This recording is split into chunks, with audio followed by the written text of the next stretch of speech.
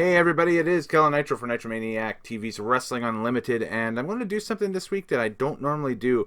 Kind of run the gambit of all the big season and show premieres this week that's happening on the mainstream wrestling world and circuits and whatever, however you want to call it. So we start off with last night, September 30th, 2019, from the Talking Stick Arena in Phoenix, Arizona.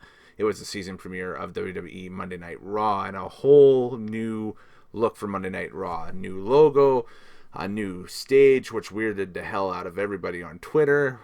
They couldn't find the little shoebox where everybody walked out, and then when you watched the show, it was like, oh, we're idiots. Of course, there's a little shoebox where everybody walks out. And a new commentary team with Vic Joseph, Dio Madden, and the returning Jerry the King Lawler. One of these things is not like the other, obviously, off the top of that. So, my opinion on the commentary team is it seems very... That trio of three seems very temporary. I think the scuttlebutt is that they're waiting to see if they're either going to work with somebody like a Beth Phoenix or a Nigel McGuinness, call them up from NXT as the third man for Raw or third woman for Raw, or if they're going to perhaps look outside the company and bring in somebody like a legend, maybe like a Booker T again or something along the lines as the third man.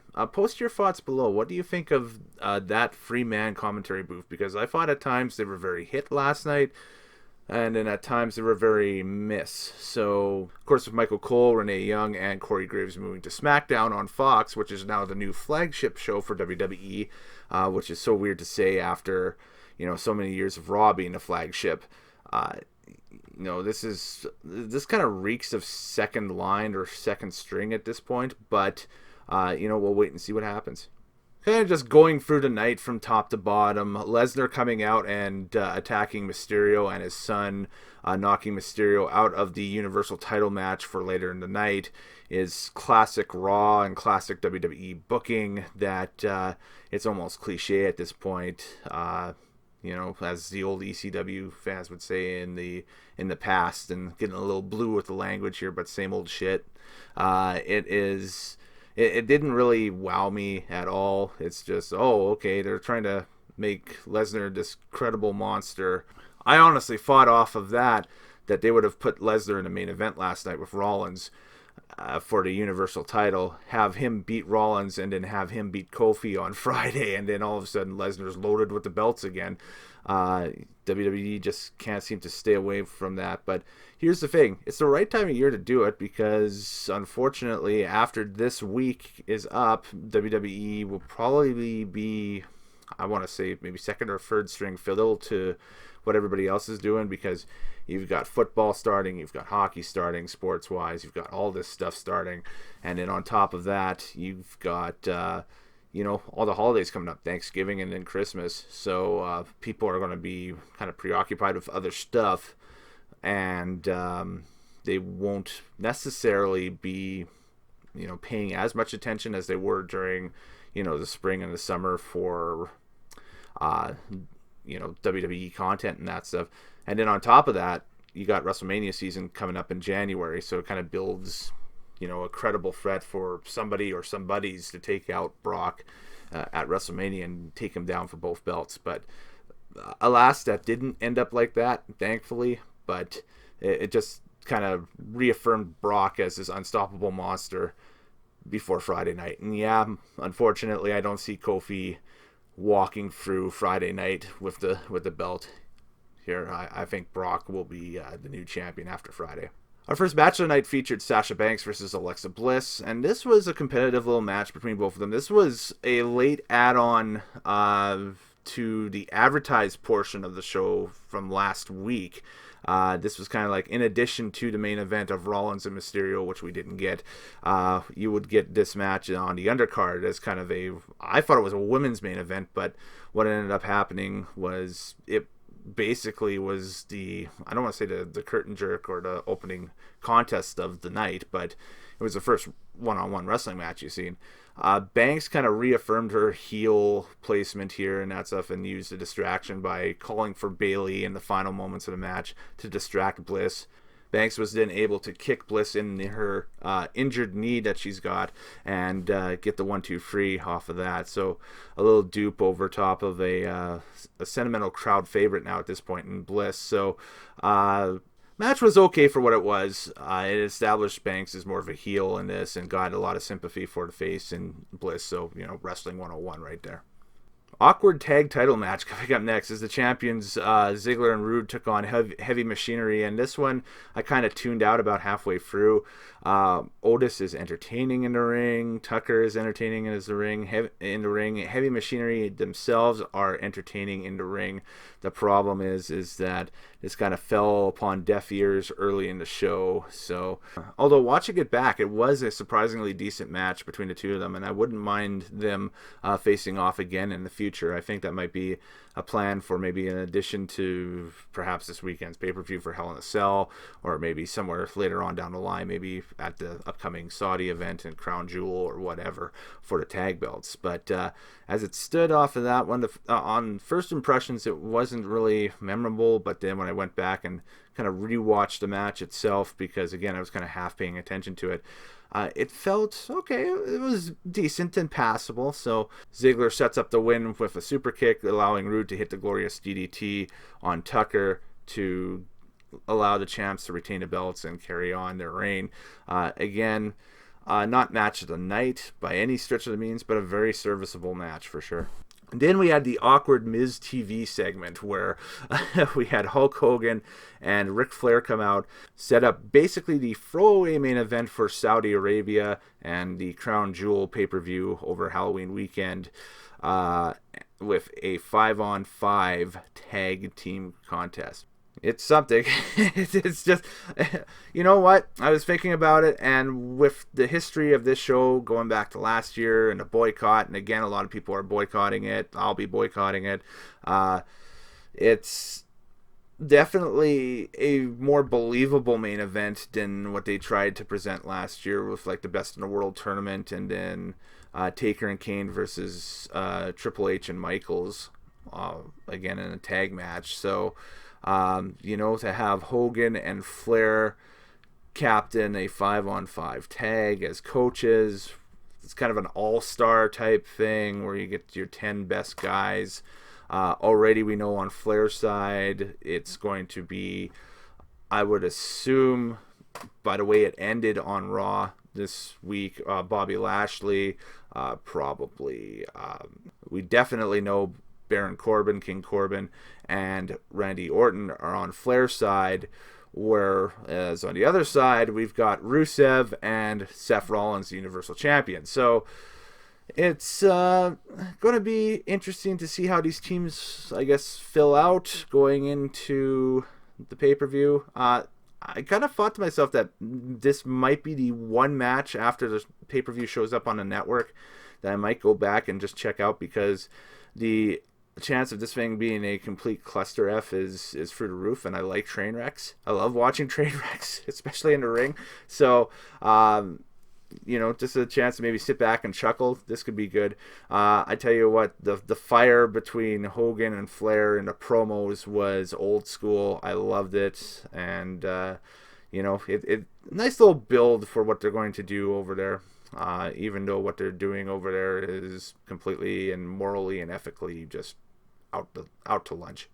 We then had a filler match between the Viking Raiders and the OC, which basically made the Viking Raiders again look strong.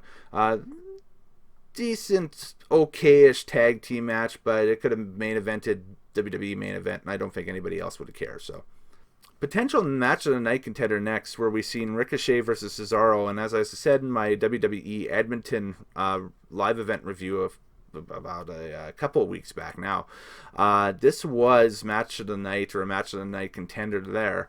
Again, this was the same deal, match of the night contender here. I just wish that both these guys could go uncorked. If they could go indie/NXT style, maybe they're saving it for a pay-per-view. I think that it'd be a lot of fun. Heck, I wouldn't mind seeing a best of 7 for something on the line here. Maybe the U.S. title or Intercontinental title or something between the two of them. So maybe that's in the plans a little bit later. But as it stood, this is one of the matches to go back and watch from Monday for sure. and Ricochet paying tribute to Rey Mysterio with the West Coast Pop for his finisher in this match, getting the 1-2 free, which brought the crowd to its feet. Again, decent little match. Firefly Funhouse this week, awesome. Go check it out. That's all I'm going to say. I can't add any more to what it was. It was amazing. This, to me, was also a match of the night contender where we had the U.S. champion AJ Styles take on Cedric Alexander.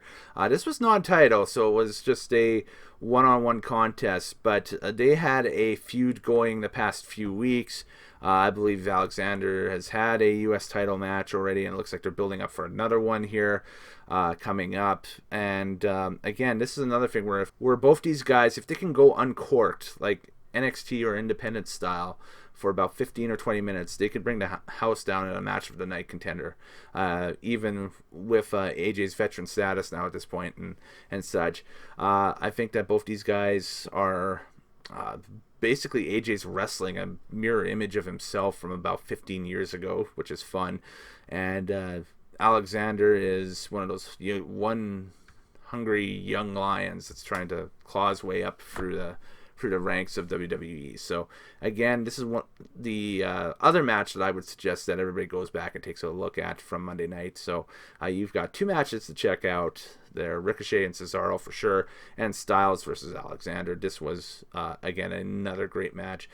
Styles defeated Alexander by pinfall. Oh, it was for the US title. Okay, I've missed that. So there it was. It was a United States Championship match. So Styles retains the title. Again, AJ, very minimal heel tactics in this match, and the OC didn't come out to help him out or anything like that. So I think they're building for something big between the two of them again. Like I said, maybe in the next time's a charm for Alexander where he finally beats AJ, especially if they do it on a pay-per-view on Sunday. So we'll see. How many times can we have Natalya versus Lacey Evans before it gets boring? The question is none. 0 more times, because it's already boring. This was not memorable at all.